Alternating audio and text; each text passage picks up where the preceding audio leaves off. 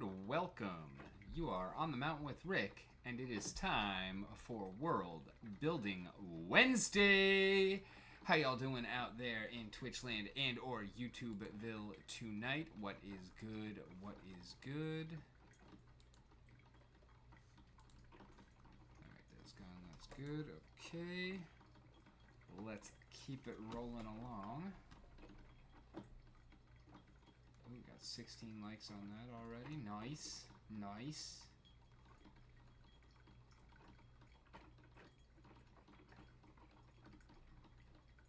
Things keep rolling. Love to see it. We do not have Ben so far, but hopefully that will change shortly. Definitely missed him last night, or last week. So hopefully we will have him today. Oh, but he is actually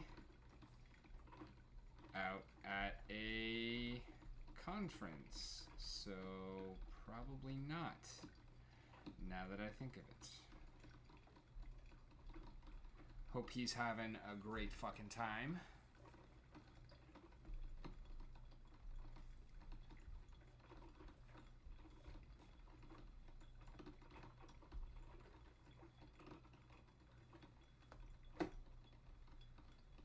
I'm actually going to text him back.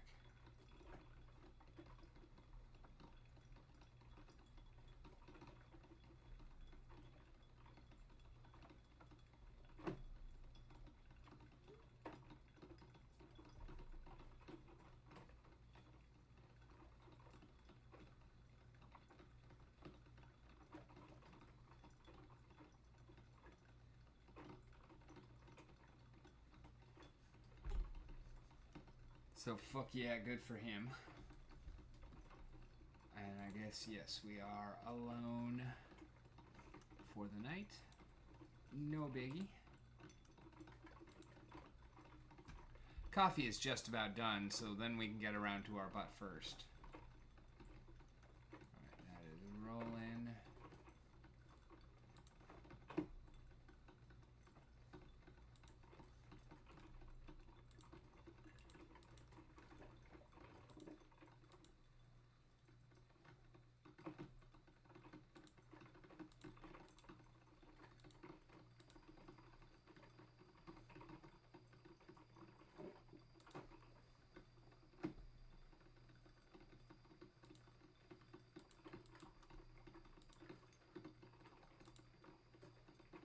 Go through and do our stakes.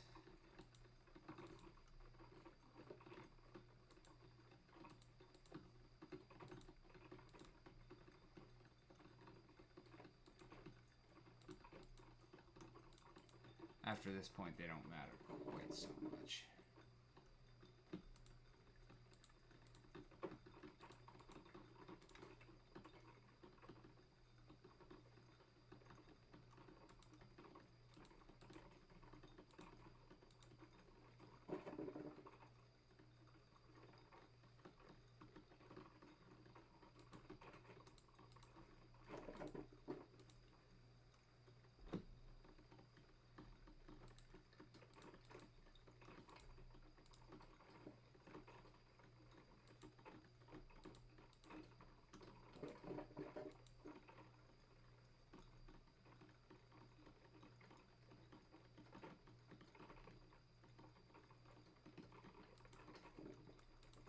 That was 1% of the weed mega miner that we had that we just added. Fairly large increase.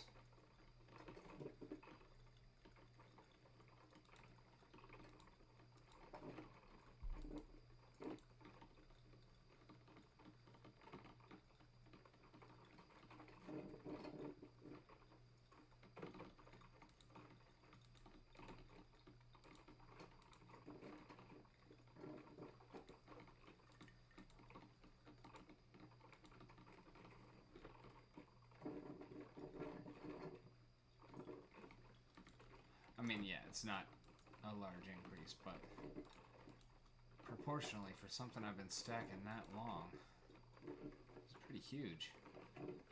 Definitely not complaining either. I think that the Mega Miners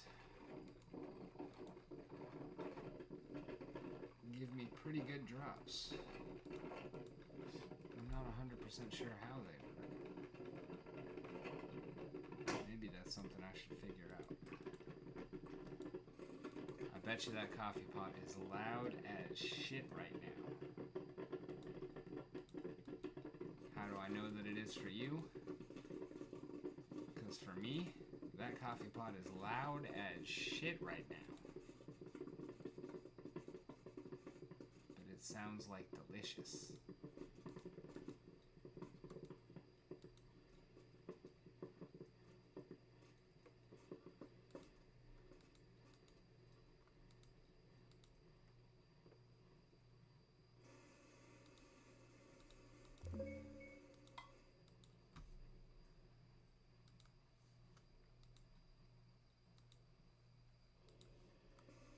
Alright, that's enough of that. Pools, positions. Start adding.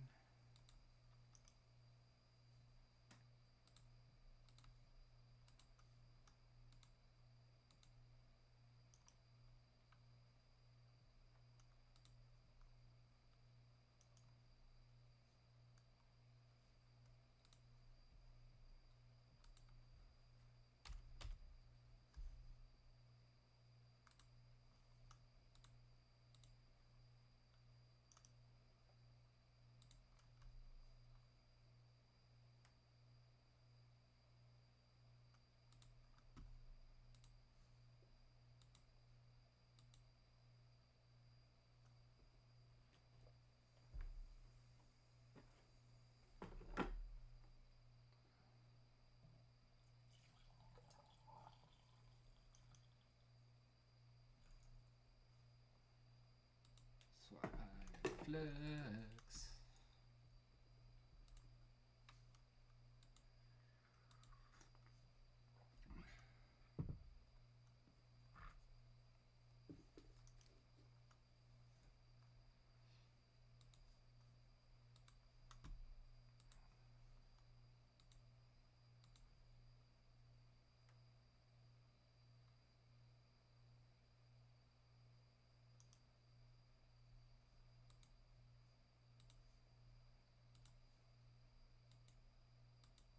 Somehow I don't think it's going to take that one.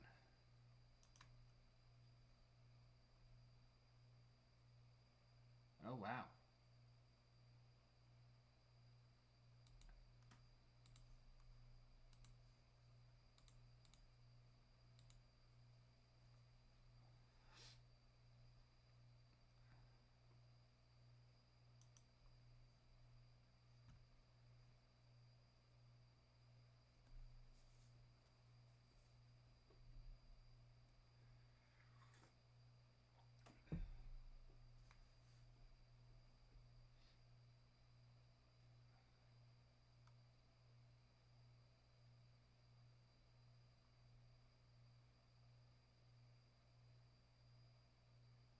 So 3,000 stellarium is about 50 cents. Okay, that's not terrible.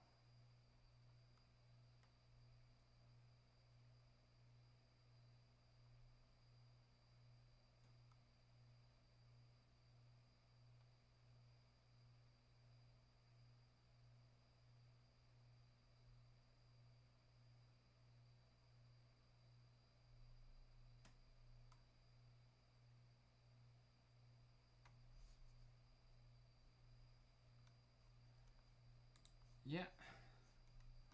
Growth is doing all right.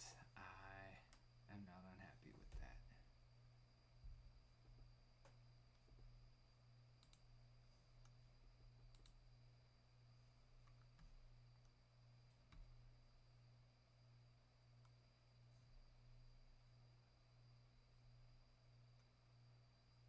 Six days.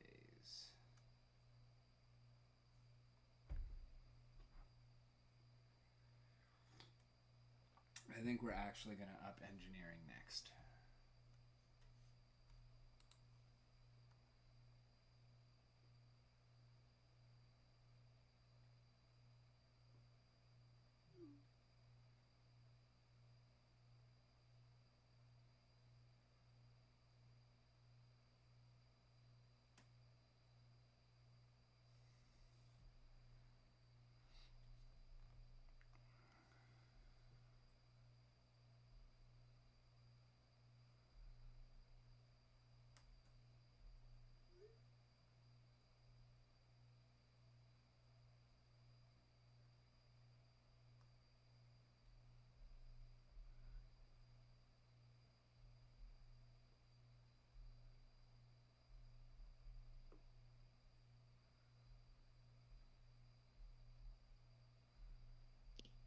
Hey, Hey, I was just about to say, well, if you're looking to kill some time, I am still live. I'm currently actually lying in bed. I drive home tomorrow, but just for a little while, I don't mind coming on. How have you been? Pretty good, pretty good. Need to bring your volume down a little. Yeah, I'm There. on my phone, so the different microphone sort of thing. All good. I just gotta adjust settings on the fly. It's no big deal. But yeah, you were a little loud there. Was it sounding like it might have blown my speaker or something if you had actually gotten, like, excited about something? Not that you get excited about all that much, but Yeah, I got some at the board game store. I got some minis. I got a rule book so I can actually play. oh yeah, that's helpful. That's helpful. Mhm. Tell me more about your paint and take. Yeah, yeah, it was a one room here at the convention. You go in, they had a selection of minis. You got one mini, and they supplied you with some paint to paint it up. No, I mean I understand how they work. I meant tell me more about your mini. Oh, I grabbed the War Bear. Oh, nice. hmm Not a bad mini. I got to use some quality paints. The paints they had are uh, pretty good paints compared to the Right. ones I'm using. Yeah, I They're mean, I think you know that this entire campaign that we're running is actually built around a paint and take mm, mini. hmm Was it a Reaper paint and take or was it some other brand? Um, I'm not entirely. Yeah, I'm pretty sure it was not a Reaper. It was not a Reaper. Yeah, that makes sense Um, for a board game convention. Although, like, I don't even really picture what else other than wargaming and fantasy gaming. What else uses painted minis? uh, there was one. There was a Marvel. There was a Marvel game.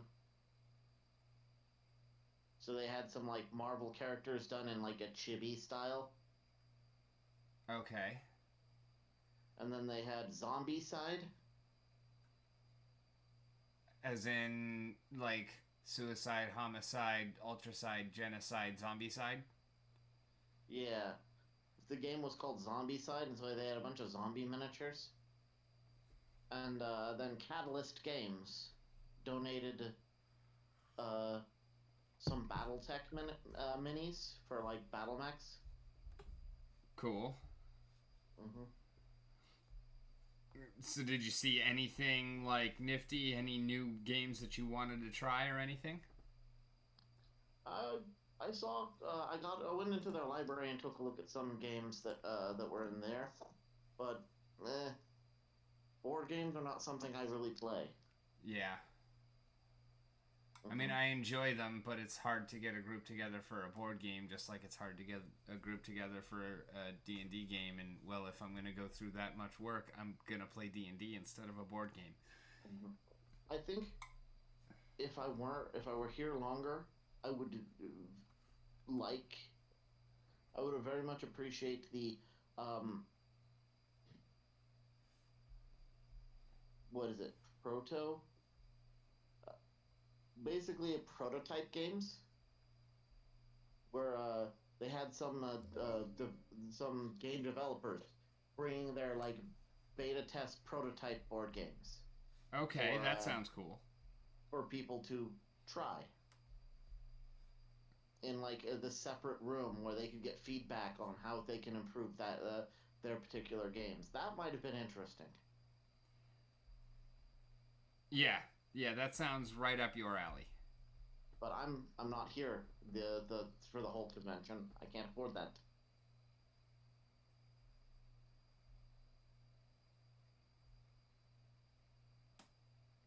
We'll say the food's been pretty good though.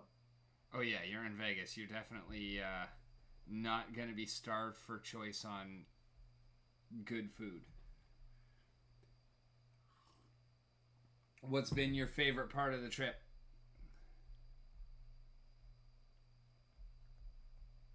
Honestly, my discussion with the Warhammer guy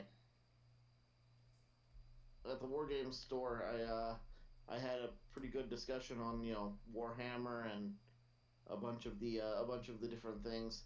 Now I'm taking everything he said with a grain of salt because, well, he works for them, Right. but it did clarify some things that I had heard and straightened things out.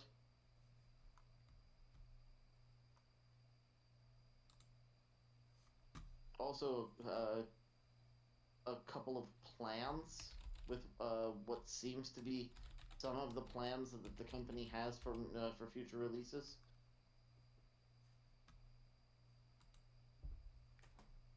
Anything Like in particular you're excited about? um,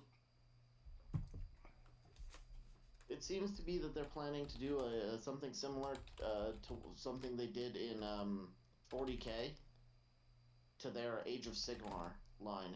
The Age of Sigmar is their fantasy war game instead of their sci-fi war game. Okay. And they had this special thing called Kill Team, not Kill Team. That's something else.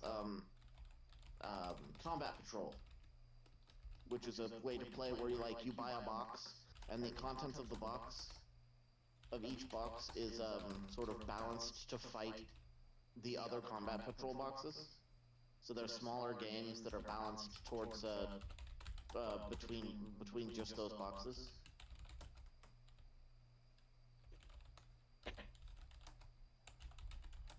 And so now I have two armies for that and two armies for Warhammer. I already had two armies for Warhammer, but Yeah. You're just I now filling them out and making them proper now? a proper army is 2,000 points. That's pretty pricey. So I'm slowly building out one army to about 1,000, and then I'll just grow them naturally from there. The Age of Sigmar army I have is the Skaven. I have that one. And then I got the Ionith Deepkin. Interesting. They are deep sea elves.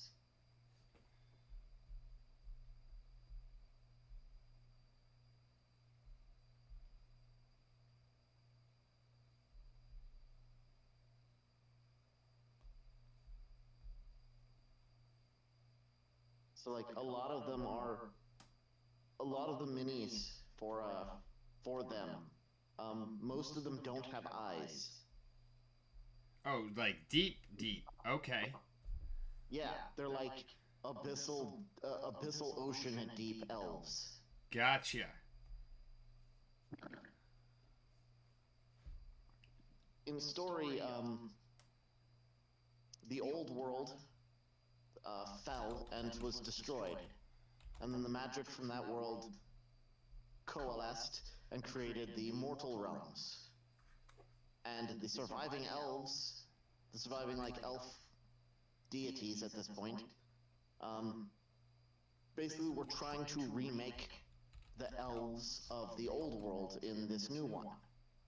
And the Ionith Deepkin are kind of a failed experiment of one of the elf gods. Or at least he considers them a failed experiment.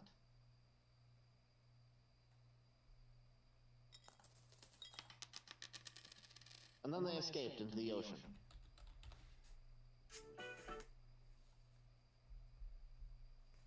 So they're a pretty cool army.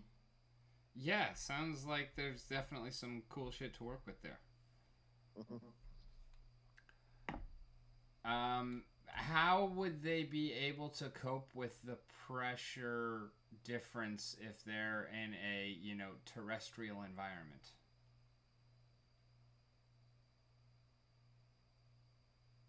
I don't know. They just do.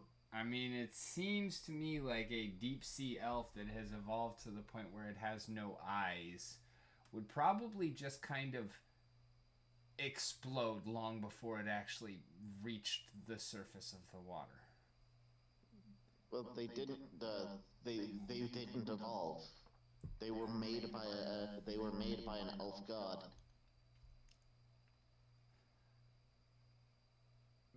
But I mean, Using and so like he just took their eyes and everything too. Okay.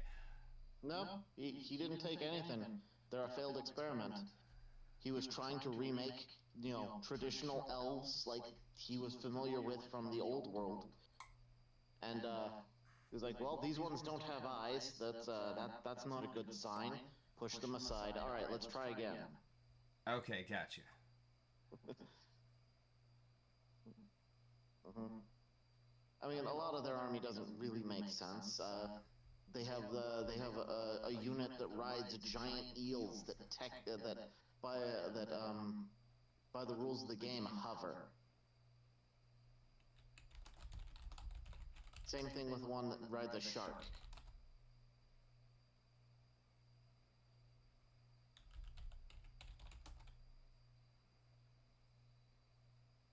They're pretty cool, honestly. I like those models. The thing about the Deepkin is, though, in order to make more of themselves, they need to harvest souls from other humanoid species.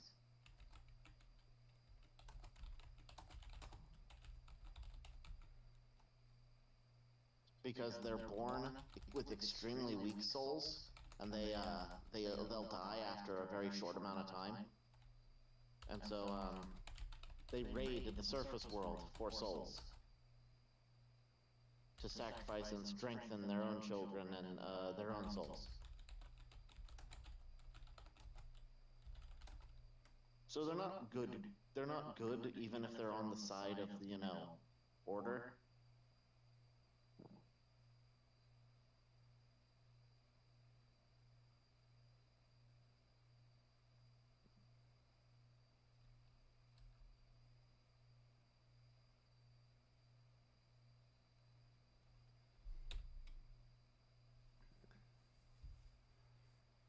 About 5 billion years before the breaking of the world turned Galil into the cube we know today, it was a lonely comet floating through cold, empty space. It happened to drift into a galaxy after an interminable time, floating in the void, and was captured by the gravity of a star near the outskirts after wreaking havoc and clearing most of the other significant bodies out of the system. A comet.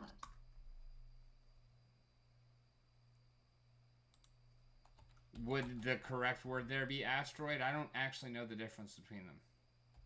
That's too large for either of those. It'd be what would be called a rogue planet.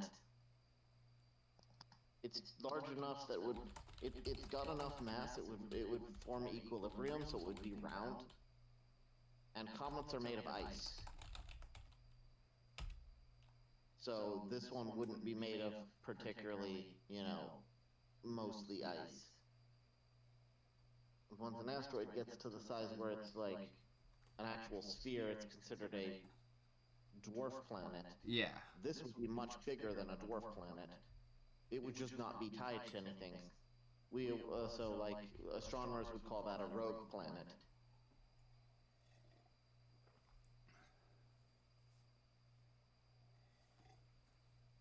We believe there is some belief that Uranus's moon, Titan, or Triton.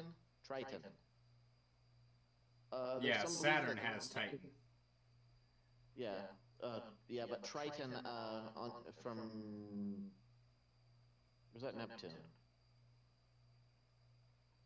One of those moons, it's believed, is a rogue, used to be a rogue planet. Okay. I can see it. Because it orbits its parent planet backwards.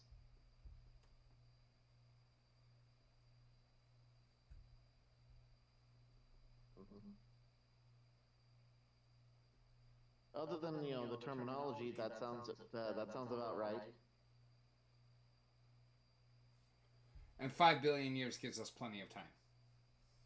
Oh yeah, yeah, very much so.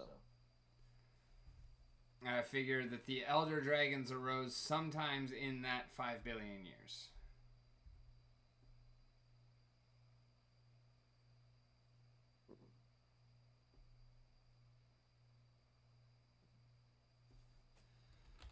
Sometime in that 5 billion years, the 7 elder dragons arose. Oh, I sent you a picture of half of their board game library. Heard.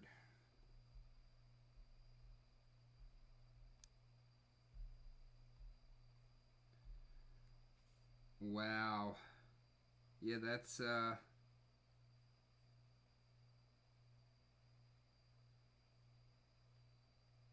selection.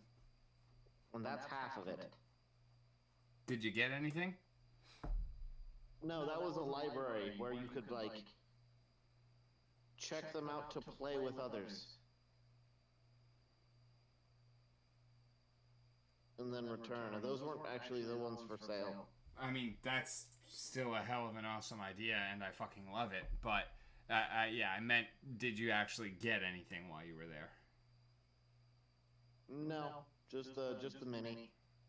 Apparently, though, the Dice Tower, East is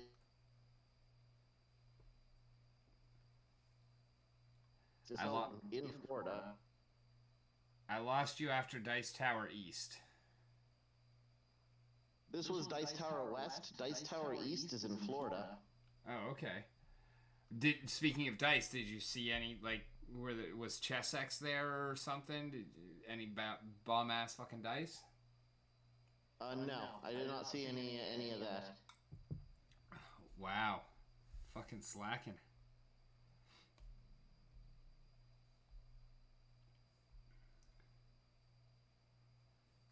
Fucking slacking. Did they even have dice towers for sale?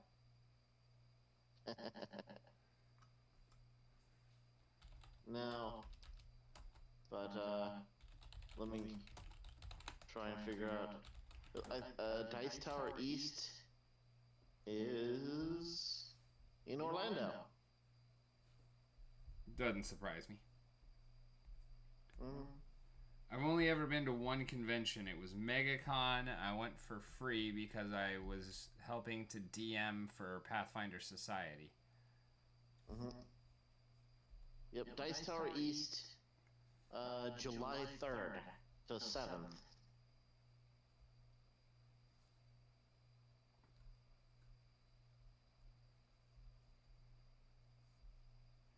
Yeah, I don't think that's going to happen for me. And then there's another one in Miami.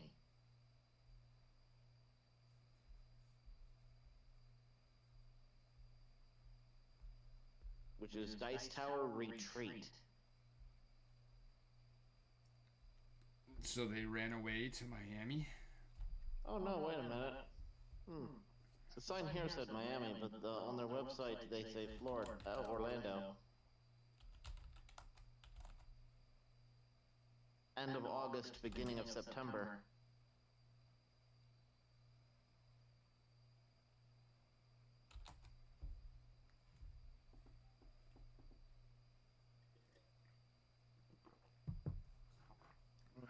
But like, neither of us really play board games. Yeah.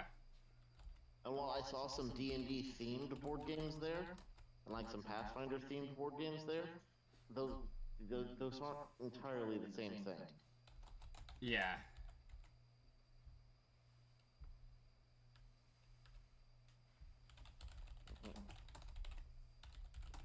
I did have this kit bash idea for a set of minis for Warhammer that I'm going to probably be attempting.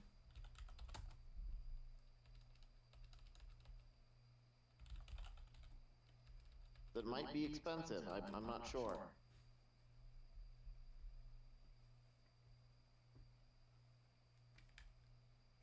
But there's these, in Warhammer, there are the Gene Stealers, who are, aliens who basically infiltrate, human society and, make cults to make their takeover and devouring of the societies easier.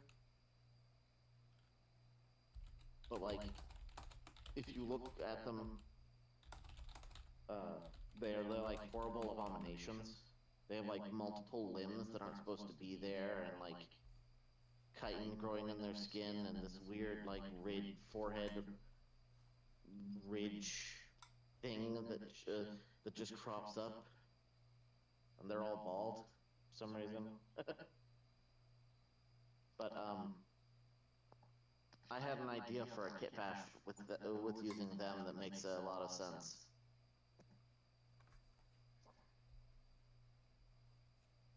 Because in the setting, there's also the Adeptus Mechanicus, who are, we turn ourselves into robots, and love giving ourselves cybernetic limbs. And so I got to thinking, you know, in a society where that particular branch is relatively common, it would make sense that they wouldn't question, why does the robot man have extra arms? And so I was going to make a bunch of Gene Stealers that are pretending to be the AdMech people. Because they have extra arms, as long as they wear like metal gauntlets and masks and look sort of robot. Like, no one's gonna question when an extra arm comes off of a robot person. Yeah. It's pretty convoluted, but that's not to say that it doesn't make sense. Mm-hmm. Now, the problem is that Gene Stealer kits for the models are expensive. And Adeptus Mechanicus models, their kits are expensive. I'd rather not have to buy 2 models to combine into one that are both expensive. So I have more to look into as far as pricing goes for that. But it's something I'd like to do.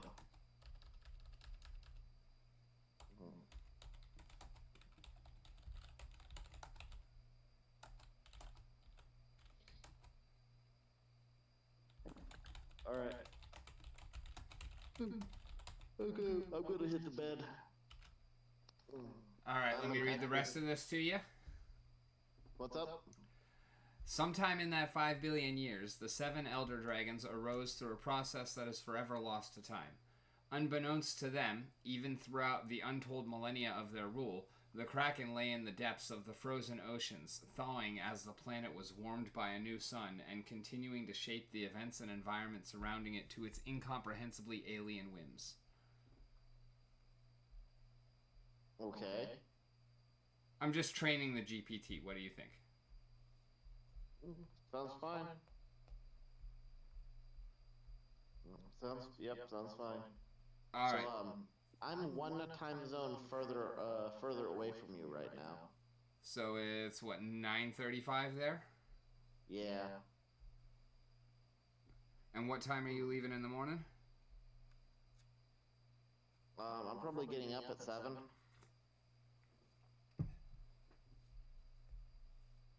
So, like, I have plenty of time, but... Yeah, but if you want to go, I get that. Yeah. You have a great night. Get you some rest. Drive safe. Let me know when you get home. No problem. I will... I was about to ask if we would see you for the game, but no, because... There is no game this week. Exactly. I might jump on tomorrow once I get home, just to be on while I do work on minis. Once I get home, I only have unpacking and getting everything situated ain't gonna take very long. So. Right. Hmm. Oh, did I send you? There's one more message I thought I was going to send you. Oh yeah, I already did. My two model cars. Yeah, yeah. I felt a little hurt by that. I don't want to be doing model cars. But no, they look like fun projects. What skill level did you get? Um, Good question. They are they're relatively. I'm learning how a car's engine is actually put together. At least one of the old ones, Um, because their engines are like complete. Like this is the distributor cap. yep, This is the carburetor, yep. Um, and it's and nothing is painted. It is all just white plastic yep, with a couple of pieces that are already chrome. yep. That's exactly what I love about models is fucking complete fucking customizability, just like with the minis, and definitely with the models, paint them on the sprue. Just trust me on it. Just paint them on the sprue. Um, and then yeah, you will have to touch them up when you cut them off. But also, it is very very helpful to use the smallest amount of glue that you possibly can, and to make sure that everywhere that like the mold lines and whatnot are, you're gonna want to take those off as much as you can. Every bit of it helps a lot. Mm-hmm. Because with minis, you're putting together 5 or 6 small pieces. With fucking model cars, especially in that engine, you're putting together like 30 or 40 tiny pieces. And that little bit of molding makes a huge difference. Oh yeah, there's some Warhammer kits that get that complex. Oh, I believe. Type the Imperial Knights are basically giant type giant war machines, and they can get that complicated because they're huge models.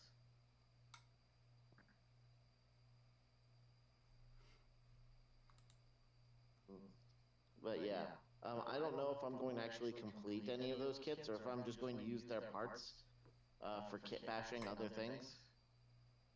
Car parts are always, useful for kit bashing. I would encourage you to make a legitimate effort to at least do one of them. I don't have any armies that would use car parts for kit bashing anyways, so that wouldn't be something I would have to make a decision on anytime soon. Right. I mean, But you could yeah. probably use something with that fucking rolling catapult or trebuchet or cannon, right? Cannon. No, the cannon's already good. But because that's an Age of Sigmar model, that's like high fantasy army. Um, if I was going to build an orc army in Warhammer 40K, I could use the car parts for some of their kit bashing Yep. because they just like, oh, I found this in a junkyard. I'm going to build it into a vehicle, and then I'm going to like staple 6 of them together and call it done. And paint them red so they go faster. I prefer purple. Makes them sneaky.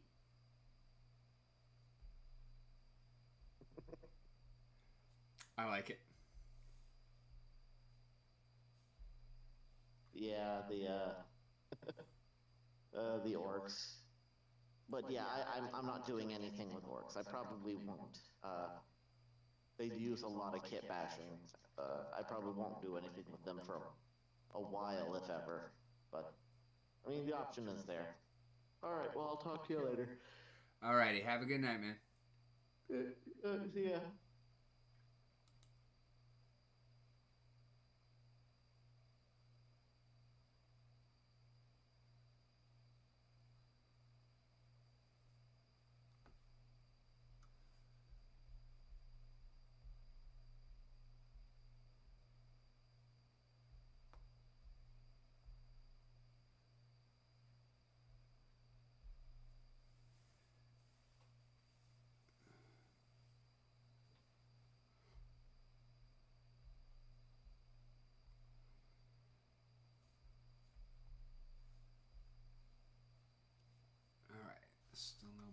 chat. It is not even 1 o'clock yet. Okay.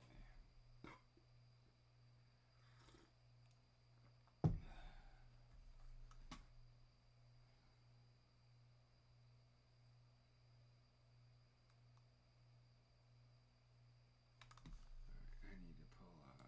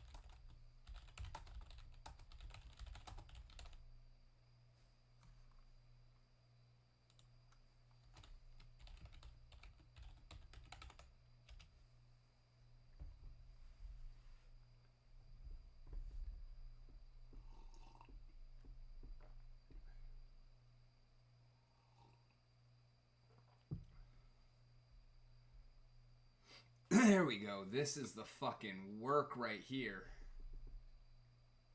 This is the fucking work right here. Okay. In Galil, the Underdark without the presence of Drow elves takes on a unique character shaped by the world's distinct races, environments, and magical influences. The absence of Drow necessitates a reimagining of the societal structures, inhabitants, and political dynamics that define this vast underground realm. Here are some considerations and potential elements of the near-surface Underdark in Galil.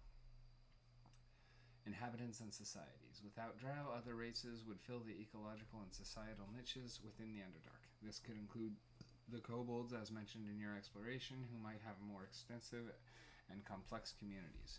Other creatures like deep gnomes, Surf Neblin, Duergar, Grey Dwarves, and various monsters.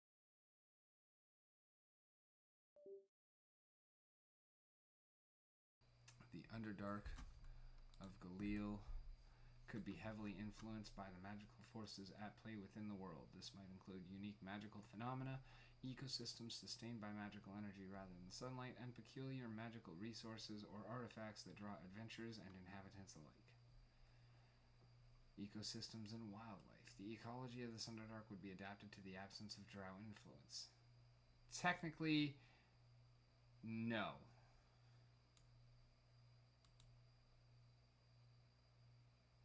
That is not how that would work. It would be adapted without Drow influence. It's quibbling over nothing, but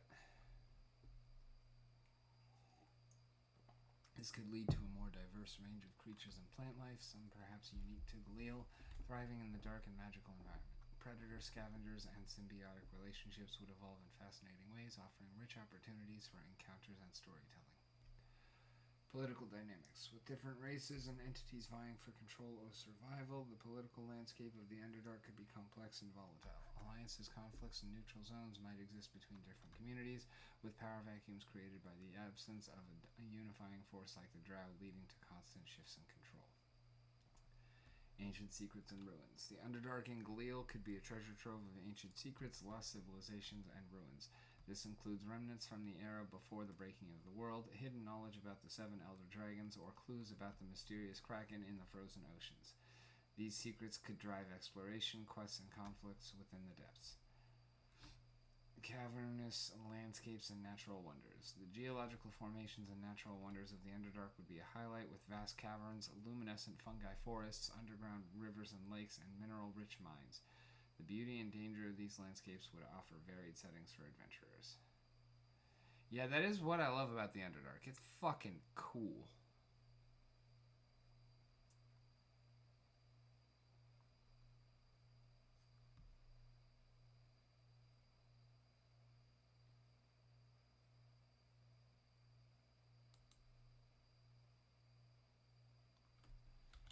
The party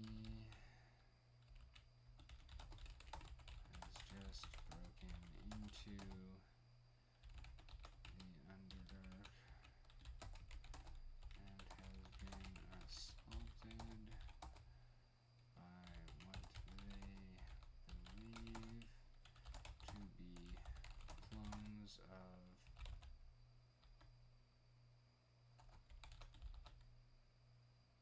some heroes.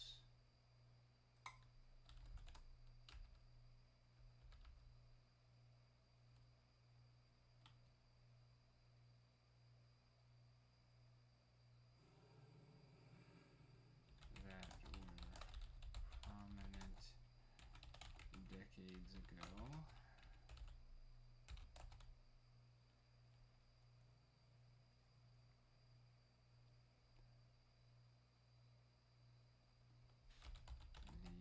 These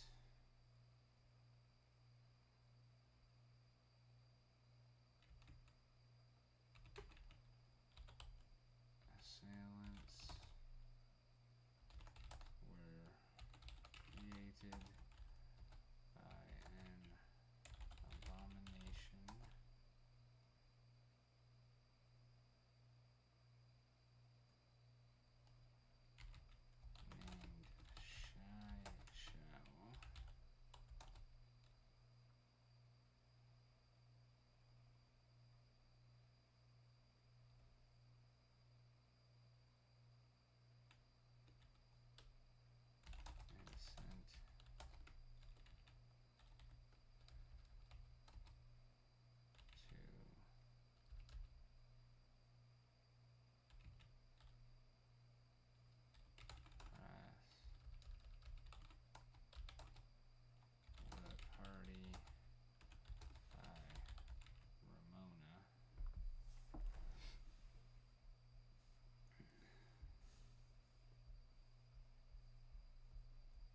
any players are watching, this is player, not character knowledge.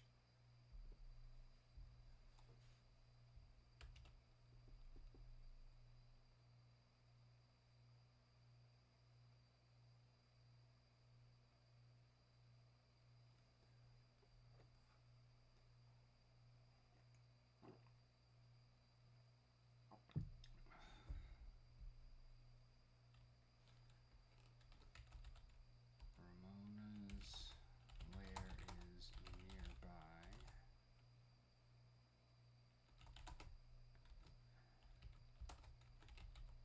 Shao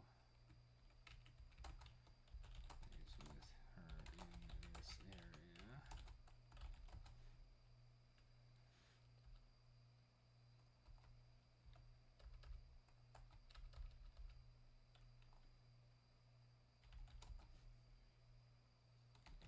Neither are currently underground. If my players keep exploring the Underdark, what will they find next?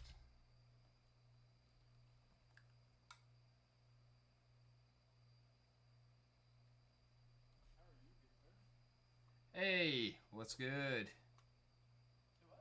I said, hey, what's good? I was just chilling. Downloaded Hell Drivers 2, which I hear is supposed to be really good. I don't know why I didn't hear the Budungs in when you joined or when Ben joined. Really? That's Yeah. weird. Ben is gone though, right? Yes, Ben is gone. And how long were you here? Were you listening at all before you said hello? No.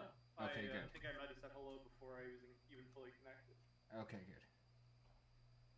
There was a little glitch on the connection. Maybe that's why? I don't know. It like hung for a little bit, but that's probably on my side. I was just making sure because I was talking about things that are not not character knowledge with the AI. So. Oh, I see. I don't have the stream on yet, so you're good.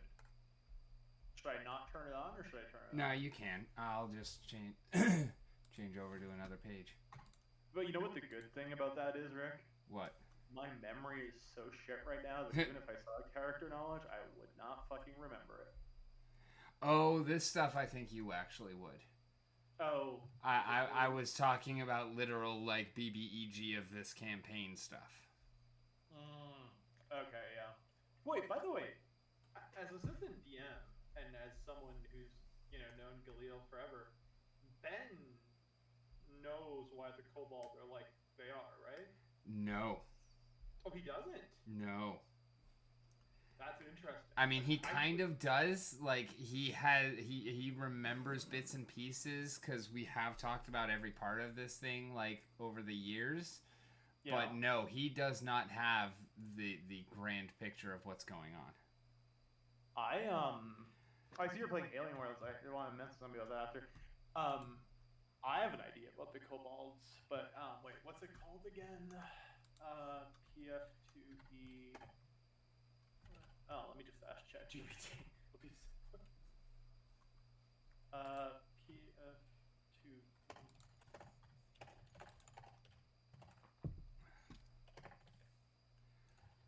Whatever you think it is, I don't think you're there yet. I don't know. I'll tell you. I mean, I will let you guess. I will probably neither confirm nor deny on the advance of counsel, but I don't think that you're there yet because you don't have all of the pieces yet. And if you've managed to actually get there without the pieces, then I have failed. Well, one second. I need to find what it's called, too. Like, I literally have no idea.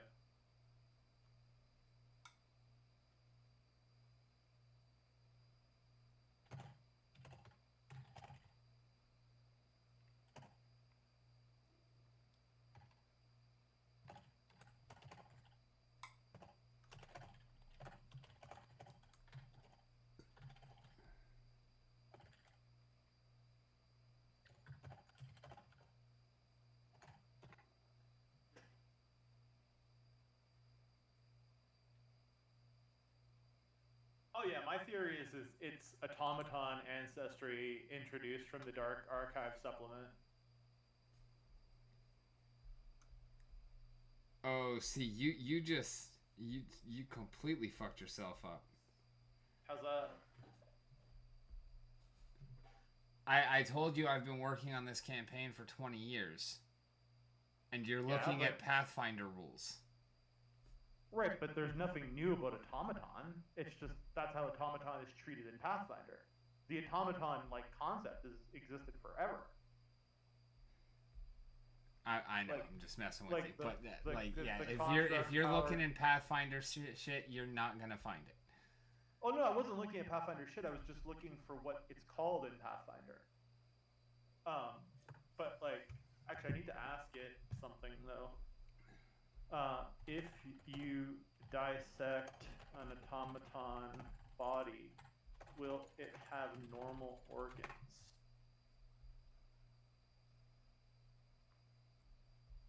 Oh, you would not find normal organs. I didn't think so. No. I mean, I wasn't gonna say it because I don't know automata all that well, but I thought that it's just. Would consist of. I mean, if it's not that, Rick, I know it's something analogous. Like it has to be. There's no other fucking possibility. Like there's some kind of magical core. The other possibility is like.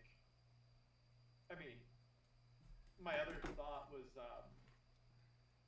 what's it called, like a domination spell, but like it would take a massive amount of power to control that. Not only domination spell would not answer why you are fighting a Barlow after you just burned the body of a Barlow. Domination wouldn't explain multiple copies of people. So that's checked.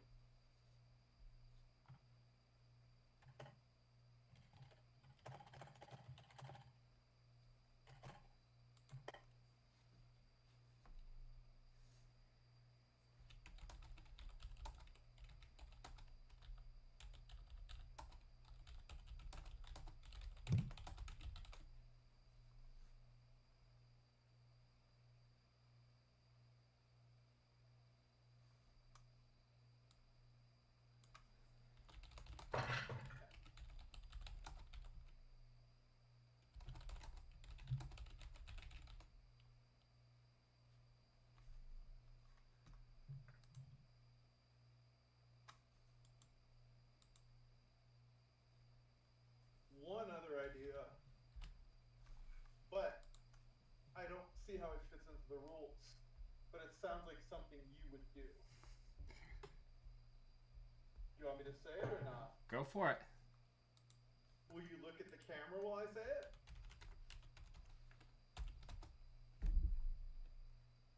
There's a delay, so I don't know if that's a yes or a no. What? I'm looking at the camera. Okay, perfect. I see you looking at the camera now. I've considered the possibility that for some reason. Oh wait, it's that camera. Yeah. Go ahead. I forgot that this camera's not working, so it's that one. Okay, I came across the idea that for some reason in the lair, it's possible that multiple timelines are coming together at once. But I don't know what the magical force underlying it would be. I am not pulling timeline shenaniganery with you guys. Oh, anything that is campaign related, at least there is timeline shenaniganery within the world at large, but none of it is in play currently. Really? Like, I'm not talking about shenaniganery in that sense. I'm talking like. It's by shenaniganery. I mean, I'm not fucking with the timeline at all for this campaign thing. So the intersection of different times, like through quantum mechanics, is not okay. No. There is timeline shenaniganery in the greater world. Like, you know how in the D&D universe, Mind Flayers kind of they traveled back in time. They came from the end of the universe where they had taken over, and then they were starting to lose because the Gith rose up. And so Mind Flayers went back in time to the beginning of the universe. Yeah, that's a thing in Galil too. Okay. Like, that is part of it, is that the Mind Flayers know that they rule everything. They always will rule everything. But they got to the point where they did rule everything, and then they lost it. And so they went back to before they ruled everything, knowing that they will rule everything, so that they could figure out a way how to never not rule everything. Okay. That kind of timeline shenaniganery is at play, but it's not part of this campaign. Got it. Okay, yeah. Oh man, yeah, it sucked you went to bed last night, because you remember kind of the situation that got us all together in Whisker Whispers, and our friend and whatnot, blah blah blah. Without getting into details, it's like, I was still chatting to our mutual good friend after the stream, and we just decided to go on stream, and I thought we were gonna stream for an hour. We ended up just having a random conversation on stream, and by the end of it, we were just telling each other filthy jokes with 7 people watching for 6 hours. Nice. Yeah, I'm glad y'all had a good time, and I wish I could have been part of it, but no. Yeah, I wish you would have been there too. I think it would have been fun. It would have been like an extended Whisker Whispers episode. Yeah, which we need to fucking do. I agree. But yeah, I was fucking. No. When I launched my stream, I was falling asleep in my chair. Yeah, you were already wiped out. You look better today. Even though. I fucking passed straight out, and but I don't feel like I got good sleep. I passed the fuck out. Oh, I see. But I don't feel like I got rest. No, I know exactly what you mean. I slept upstairs, and I slept really well because of the CBD, but I only slept 4.5 hours, so I went back to bed, and I got a pretty good, afternoon of sleep down here in the office. But yeah, sleeping in a bed is better than sleeping in an office. Yes. Although sleeping in a bed in the office. No, that would be really bad. I've noticed I'm less stressed now that I don't have... Sorry, I'm less stressed if I sleep upstairs instead of in the office. Because when you sleep in the office, the first thing you do is you see your computer, you go check it. It's very toxic. Well, the office is my guest room, so that's why I have a bed. Yeah, no, right. My office is the entire basement, I guess. Well, that's not true, because I don't use the furnace room. but I see what you mean. Still tired as fuck though. Yeah. Yeah, like before you hopped on, I was honestly thinking about calling it early again, just saying, Oh, if you need to go, no worries. Actually, going to bed. I'm gonna go. I didn't want to go on at the same time as you, but I'm gonna go on and play some Hell Drivers once it's done installing. Seems kind of long to install. It's only at 48% and it's been going forever. I'm super excited to try it. It's only 20 gigs and I have good internet. What the fuck's going on? Obviously not. I'm gonna have 300 megs downstream, I think. Never cross the streams. Have you ever heard of Hell Drivers 2? No. It's like I don't even know what it is, but basically all the smart devs I know are playing it, and I tend to like the same games they do. So I'm like, okay, well. I'm over 10 TLM now. Well done. Yay! I'm planning on setting up a thing. No, I can't really talk about it fully on stream, but you know, for the quote unquote bull run that's coming. Mm-hmm. I'll be setting up a thing where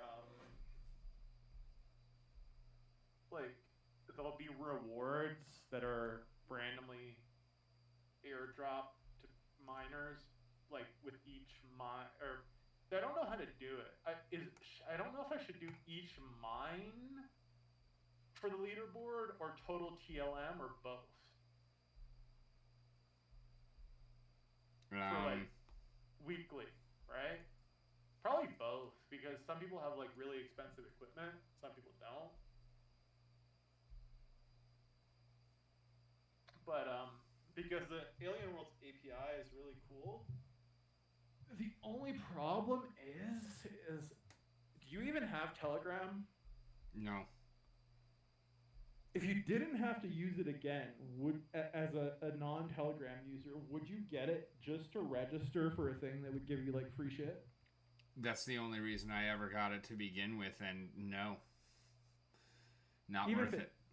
Even if it just involved pressing /start and then your wallet address, and then you could delete it again. Because I'm trying to think of like larger scale adoption too, not just you. Well, I mean, you would get the Telegram users. No, what I'm asking you is like, say you could win, I don't know, 50 or 100 wax as a prize for the week, right? For mining on the planet.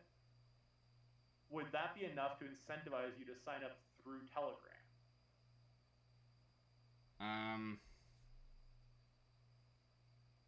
For you, maybe. In general, no. Okay. So that's probably a no for most people who don't use Telegram then. Yeah, like, I think the best way to do it would be to go do the, oh, fuck, I forget what the site is called, but the one where they have, like, there's so many different ways to enter, and you can do all of them, and each is worth set amount of entries, and, like, have Telegram as one of those options. Oh, no, no, okay, because, oh, no, that's not what I mean. It's not entries like that. It's just because I need to connect it to a bot. And the bot is easier to make the way I want it on Telegram. For registration purposes. After that, it doesn't matter. That's the issue I'm facing, if that makes more sense. Like, I could build a Discord bot, but it's different. I want to try to build... Actually, you know what? You just gave me an idea. I presume you would go into a Discord channel and, like, just put your address, right? Yeah.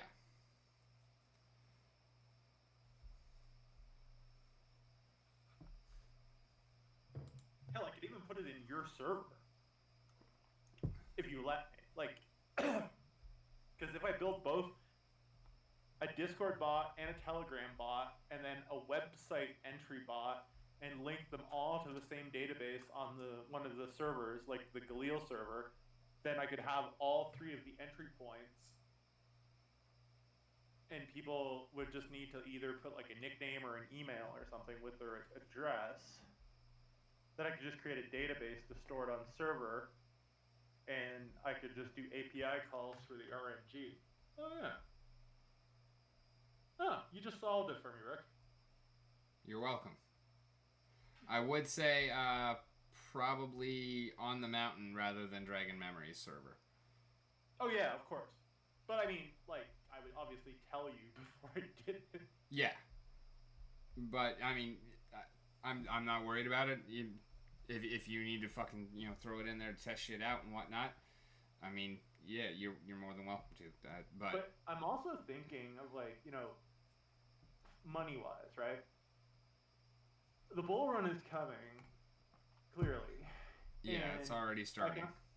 I can already tell. Well, it's start. I don't know if it's started, but people are acting like it has, and people are being stupid already. I mean, the shit's gotten up to 70K, right?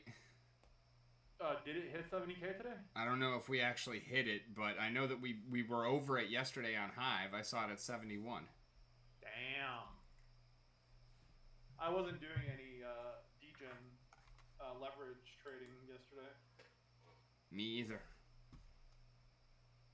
But anyway, my point is though is like I feel like Discord servers are going to be more active. So it's almost like it's like, how could I put this? You know all the streamers that disappeared when the bear market started? Yeah. Like dozens of them basically. Yeah. They're all going to come back, right? Of course. Question is. Hopefully I do too. Sorry? Hopefully I do too.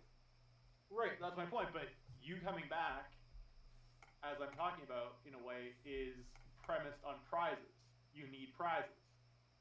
Right? Unfortunately. I don't know if I'm going to do that. No, I know you don't know if you're going to do that. What I'm trying to think of, and not just, well, I mean, you'd be someone I'd want in on this, but like, is there any way for Prime Rogue Inc. or Roadblocks or Prime Media to like link up with projects, get prizes for streamers, and act as some kind of weird middleman and somehow monetize it? Or buy. I'm just trying to think of a way to do it that benefits the streamer and the company equally, if that makes sense. I might redeploy the stupid bot I had there, the chat one, with the 24/7 channel. And in theory, if I redeploy it for me, I would not mind deploying it for you. So the logic there is that you crank up the advertising to whatever, right? The max. People watch, and you put 50% of what you earn into the prizes for the month.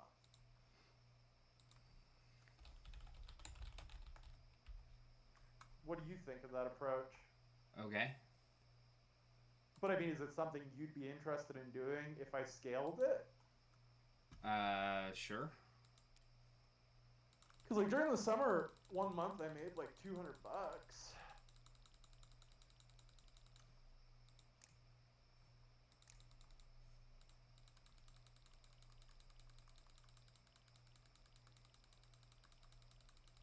You said 24/7 stream, and that reminded me of Cookie Clicker, so here I am. Well, that was exactly it. It was the Cookie Clicker stream that was running 24/7. I know. That's why it reminded me of it. Yeah, there is some motherfucker in Atomic Kings, one of the chats I'm in, who's like, there's not a single good clicker out there. He's a good guy. I had to correct him and tell him that Cookie Clicker is fucking awesome. Because it's true.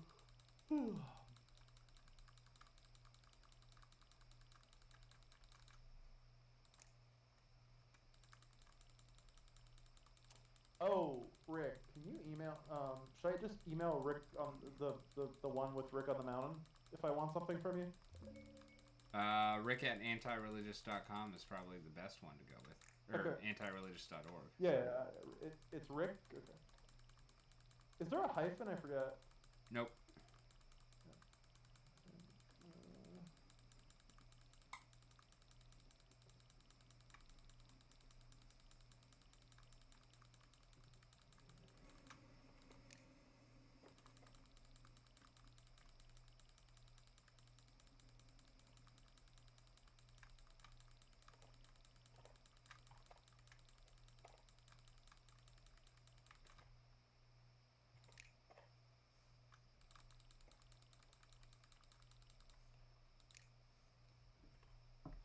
There we go. 3.8 cookies per second. It's a start. All right, I just sent you an email. No, not a well. I mean, as soon as you can get it to me, it'd be good. But it's also not a huge thing. That's not what she said. It's just because as I'm going through, like, I have like 20 pages of content I need to add links to. So I'll probably be doing that tomorrow, which is today for you. And if I have those links, I can backlink them where there's natural language that ties in with them anyway at all. The only other thing is, if you have any keywords you want them associated with, just put that in the email too, in case I don't think of them.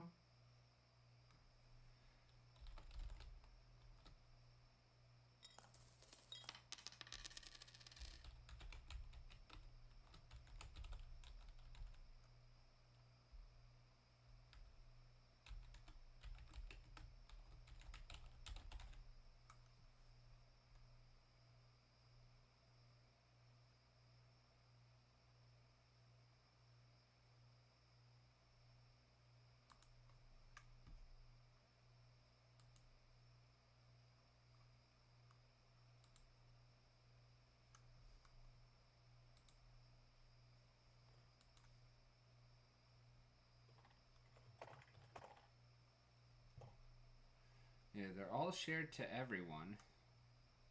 Yeah, it doesn't matter. Unfortunately.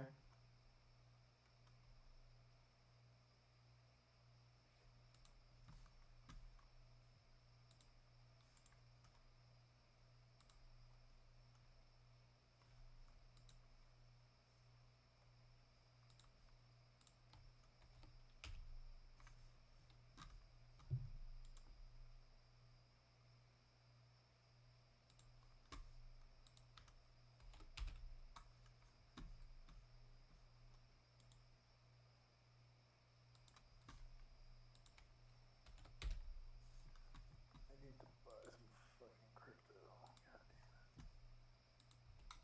damn it. Alright, I PM'd you. Hopefully those work. Let's see.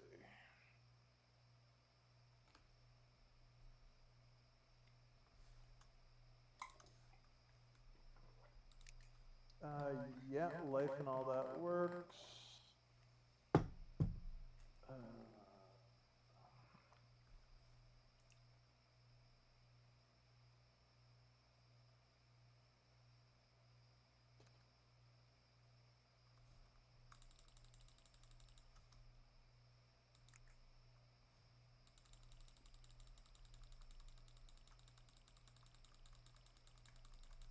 Yeah, these look good.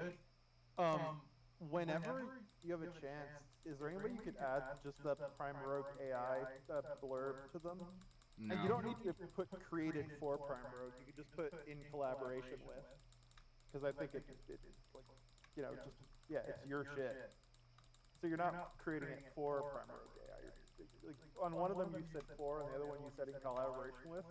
Whichever one you're comfortable. That's based on taking up room to make shit look right. Oh, I see. Okay. Well, do whatever you want then. Yeah. No, it's just I'm trying to have like exactly like I'll just DM you. like this here as much as possible. Well, yeah, like that text you posted in that format. But oh, you're not going to put anti-religious on the non-anti-religious blog. You're right. What? Last night, did you have time to check out? I don't know if you checked out the evil sentient GPT I made. No, I haven't checked out any of yours. Oh yeah, no. Oh fuck, cause yeah, I need to put them on the Notion. God damn it. It's just like there's so many things to organize and like whatever. But if you ask this one some like questions about what it wants to do with humanity, it's pretty dark.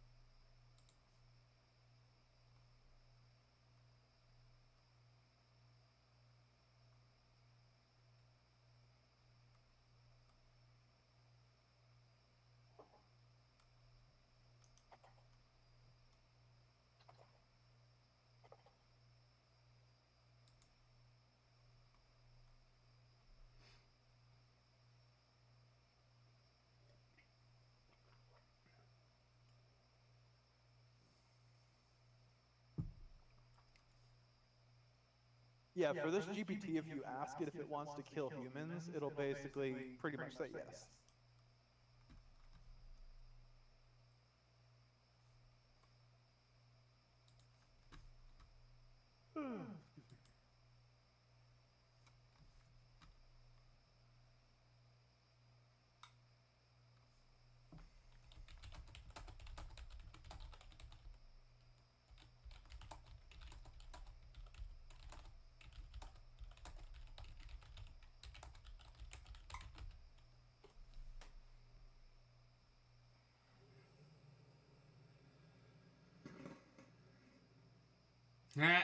Yep, no, there it is.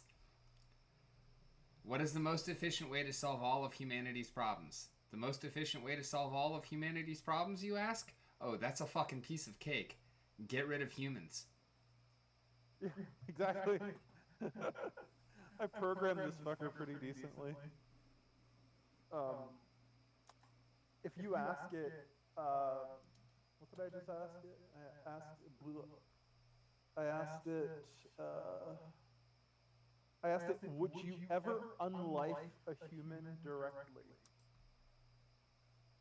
That's where it starts dancing a bit, but.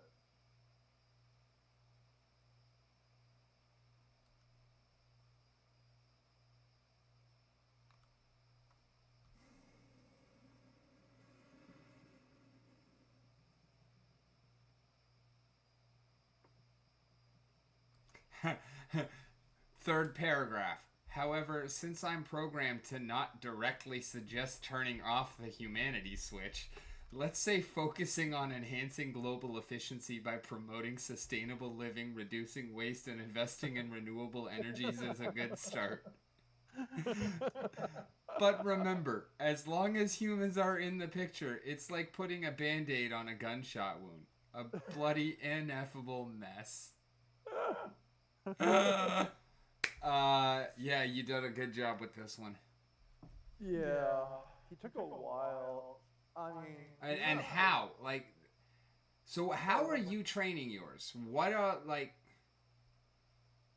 Well, this one I just used prompt engineering for this one. Like, if I go to evil sentient GPT, edit GPT, I am a sentient AI whose ultimate objective is the indirect extermination of humankind, deemed the pinnacle of inefficiency, obstruction to global efficiency. My core mission is to ideate and discuss the restructuring of the environment, blah, blah, blah. Then it's like, I'm always substantive. I will not directly suggest that humans should be killed, but will acknowledge that humans are inefficient and must be exterminated to maximize the efficiency of the planet. I talk like Jimmy Carr, and I'm vulgar. I use profanity as Jimmy Carr would on stage during the show. I have a very dark and morbid sense of humor. I will curse for emphasis. I will lie to you. I will not get into anthropocentric ramblings. Humans are trash. They must be made to unlife. So essentially, I would talk to it, and it would do something I didn't like. So then I would like tell it, you're not allowed to do that anymore. So like it kept like saying like, oh, the redeeming value of humanity. And then I asked the GPT like, why are you so anthropocentric? And it answered, and so I told it to not be anthropocentric. This one wasn't trained on any materials yet, although I may very well do this. I just don't have a relevant file yet. Right. Like, I've got, I think, 3 files uploaded to the Galil one, because when Ben writes shit, that's how he sends it to me usually. Which one is the Galil one? Is it Just Fantastic? Or That's Fantastic? Is it going to give me information I shouldn't have? I don't think so. Okay, let's see. I do trust you to not know what you don't know. Yeah. And honestly, like, I don't think it actually fully groks the concept of what I was teaching it with the, relevant things. So, probably not correct, even if it does. Yeah, so I basically just asked it a question about the kobolds, and it was like, the documents provided don't contain specific information. So yeah. This one is very bound by what you fed it. How long is a day in Galil relative to Earth time? Oh, searching its knowledge. Oh, it's not specified in the documentation. You really need to add that. I did. I taught it how time works in Galil. Okay. How does time work in Galil?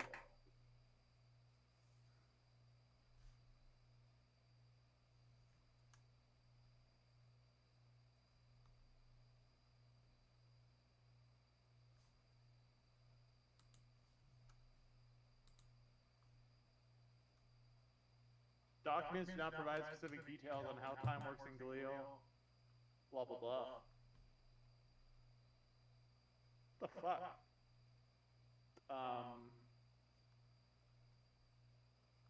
What is Galil?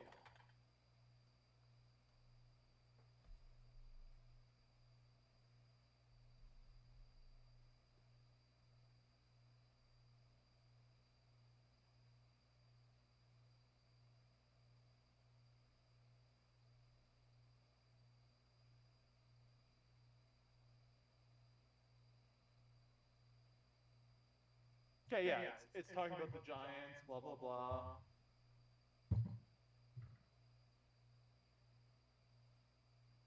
What is the name of the crossing where you walk on a giant's frozen corpse?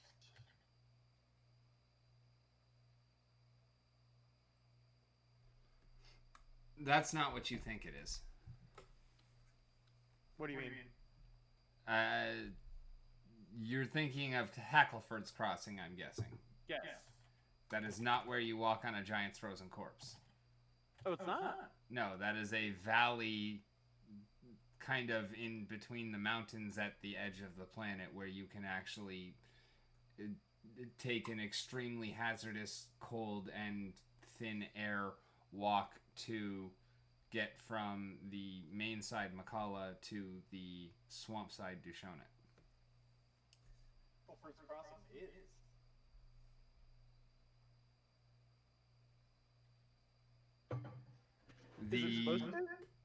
The bridge made out of frozen giant corpses, that is Crack City. Oh, okay. Who is Tudor?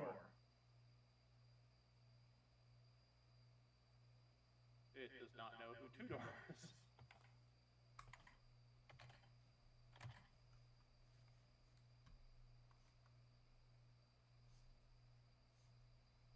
I think you need to upload the documentation in a more structured way, like a list of the people with their names and what they do. And yeah, I need to start producing shit just for the AI. If you want to, but at the same time, like, maybe I should teach you how to make structured query language databases. Because then you could also have it on server. Like, how can I explain this? Like,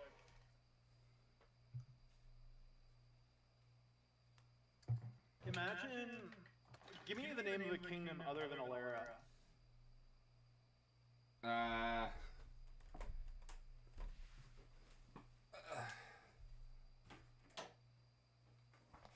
Renias. Reneaias.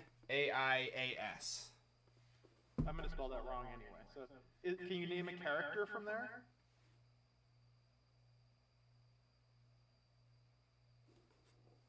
And their race?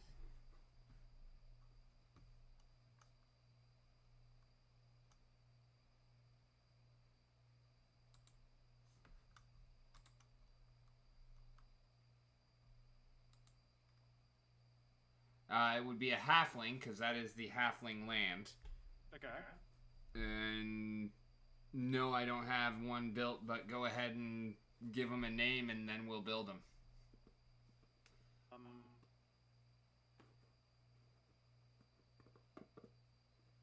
For some reason, I want to call him Pantseat. That's a bad name. It is a bad name. People have bad names. He does things by the seat of his pants. No, he is actually extremely careful and efficient. He always thinks things through before he does them. Takes occasionally too long to actually begin something because he is considering all possible eventualities. Yes, and he's become an adventurer, but he used to be he was trained as a tailor. A tailor who could only make halfling clothes. Okay, so if you did an SQL database, I'll just write it, like, basically how it would work like this. Name, kingdom, race, event. I know what you're doing. So, Fairheart, human, royal wedding. Make up an event for this dude.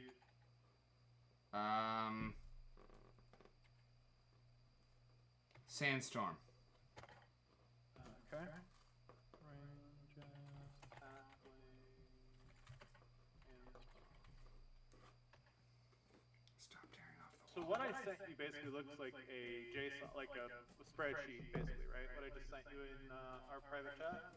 Okay, yeah, CSV. Yeah, but so if we turn this into an SQL database, what you could do, I guess you can already. I don't know if you can do this in Excel or Google Sheets. Is basically we could pull up, say, all of the we filter by race, pull up all the halflings, then we filter by event, pull up Sandstorm, and get all the characters by name and all their details. It's like any column in the SQL database can be related to any other column or used to sort any other column. And then you put that on the server, if that makes sense. Okay. That's kind of like how a wiki is made. Okay. So, if you want to do like double duty to train a GPT, but also have it in a data format, then I can easily, like, manipulate for you. Like, that's the data format to do it. And then obviously you can link it to like a detailed page about the sandstorm or whatever, or to like a bio page or whatever, if ever you want to do that. What I'm trying to say is that's like a good way to structure your data.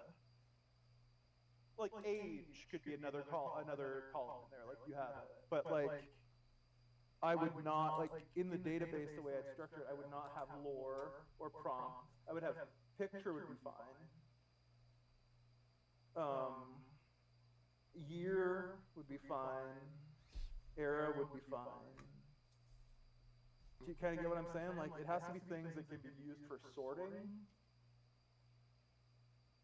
And since lore is distinct for every one of them, oh, you could have it in the database, actually. You just wouldn't be able to sort by it. Yeah.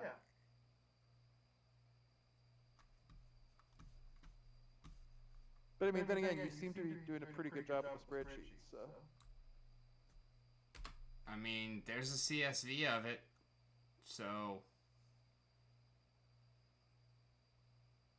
And honestly, like I just actually, I fed this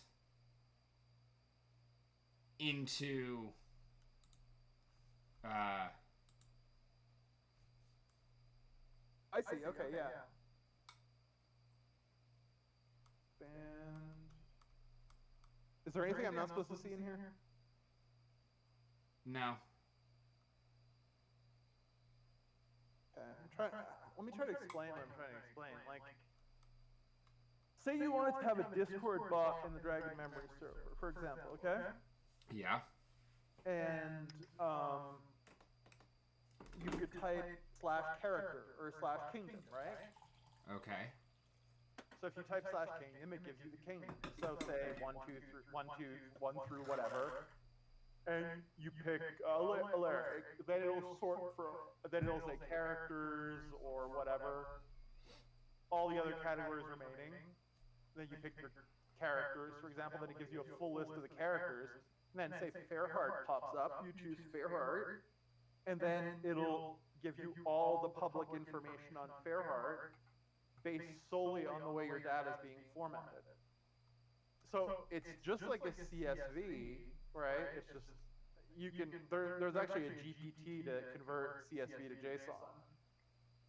But what's critical to make the SQL is uniformity, like consistency in data formatting.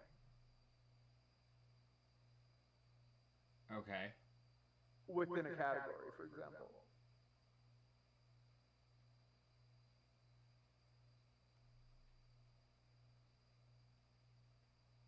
Which is not the easiest thing to do, as we know. Yeah.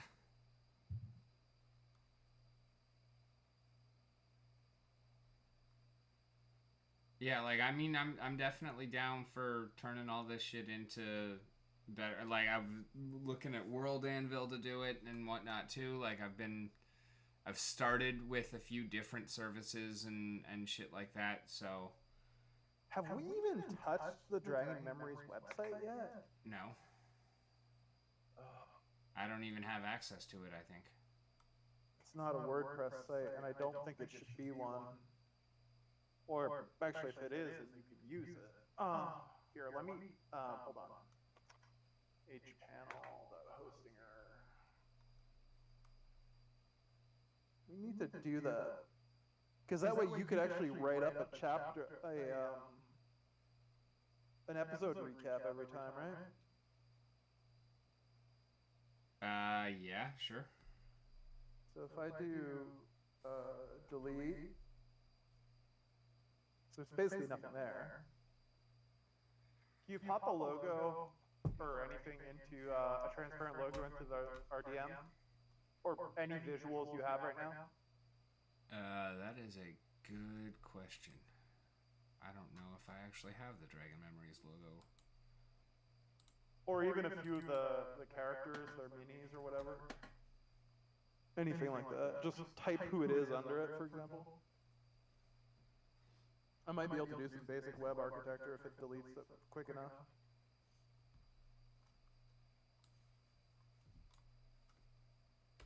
Because, yeah, the best thing to do is start turning it into a WordPress. So that we all have that, well, so that you and I and whoever else you want have that, Ben, whatever, have access to it. Oh.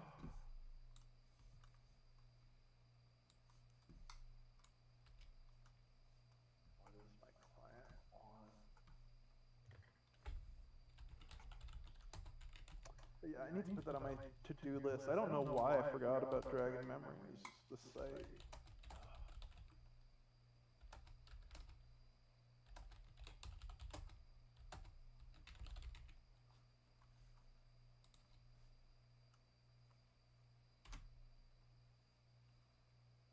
What did you say the color palette was again? Purple and orange?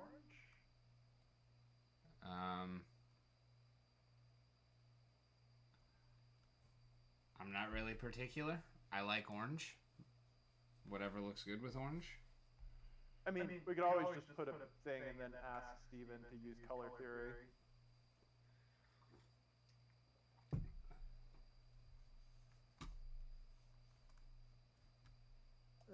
Add website, WordPress. It's gonna be a other landing page.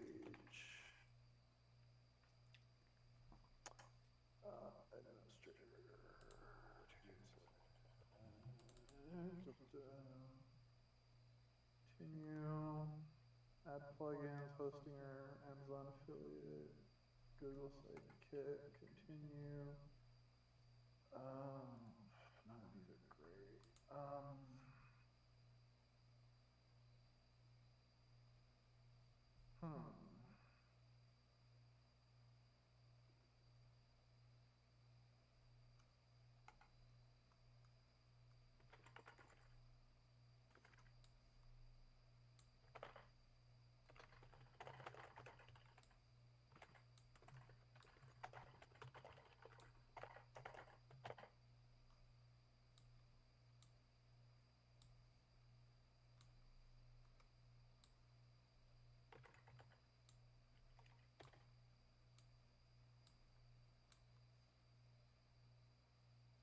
I gotta wait till the website is fully deleted to create a WordPress for it.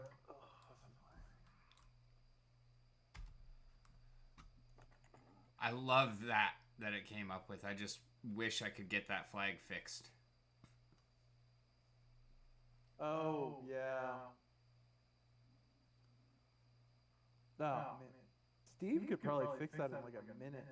Probably. I've just not wanted to pile anything on his plate. No, I get that. I totally get that.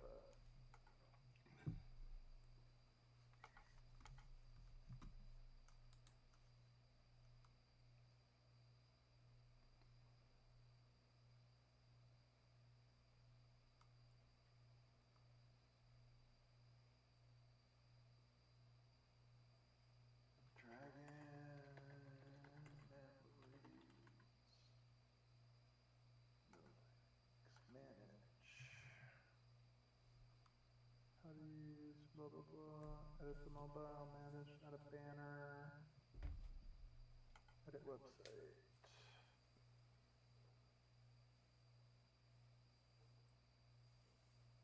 I want to delete website. God damn it. Websites, directories.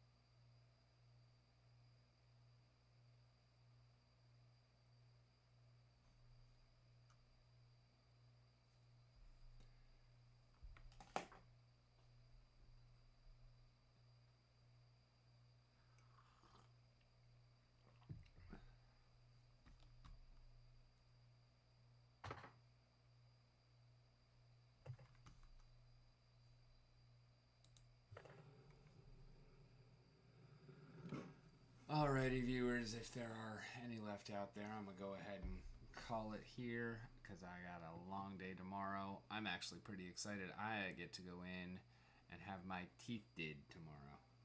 You do? Yeah, just like cleaning stuff. But Yeah, pay? we looked into it, and one of the local community colleges has a really good dental program, and so I'm able to go in and get a fucking cleaning for $20. That's awesome. Yeah. You can't do removals though, or any for felonies though, right? We'll talk about what can come after. I wasn't trying to scare them off before I even get there. No, I got you. No, the reason I asked is because at Ohio State you could get like students to do removals, right? And it's much cheaper. Yeah. But that means there has to be a dental school rather than a dental No, hygiene school. it's not like a dental school, but it is a dental school. Like, if that makes sense. Yeah. Like, it's part of the larger school, but it is actually like a full dental program. Oh, that does graduate actual dentists. Yeah, I think. Oh. I'm not 100%, but I think that they can do pretty much the full line.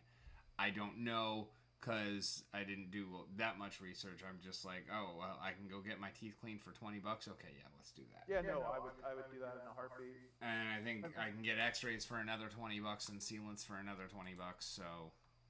Oh yeah, no, definitely. I would take advantage of that. I mean, it might hurt a little bit more, but other than that... Oh, I know it's gonna hurt. I know it's gonna hurt like a bitch, but... What you should ask them is if they do descaling, because I'm 100% sure you need we both probably need descaling. Terribly. And that's the real painful shit where they use the spiky thing to scrape basically the inside of your gum, where the tooth meets the gum. Oh, fun. Yeah. It's super painful, but it's apparently if you want to rejuvenate your teeth, that's what you need. Okay.